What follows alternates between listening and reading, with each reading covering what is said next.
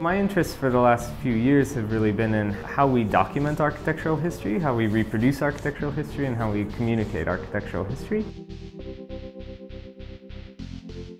My work is really exploring the narratives of documents themselves as they migrate and communicate and reproduce architectural history, and coming to terms with how we might reimagine architecture by reimagining the documents which produce sort of collective architectural knowledge.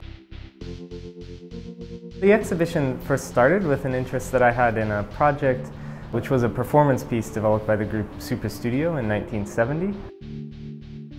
Hidden architecture is a performance in which the group Superstudio developed a project, or claimed to have developed a project. They then set forth on a kind of elaborate performance in which they copied, destroyed, and basically hid the original piece of architecture within a zinc box.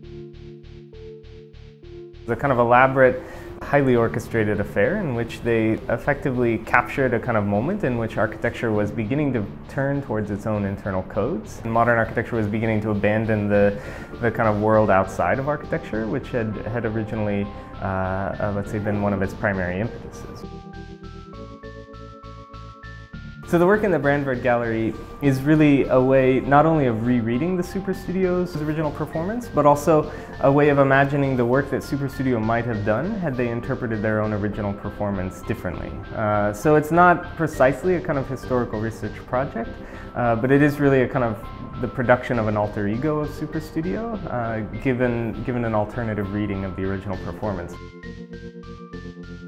The exhibition attempts to develop three parallel sort of histories of modernism, which explore these three topics. This is, generally speaking, the tectonic, the relationship between architecture and law, and the history of architecture's professionalism. In association with that, there are three design projects which were done by this group Superimpossible, which is my own alter ego of Superstudio, given the rereading of their performance.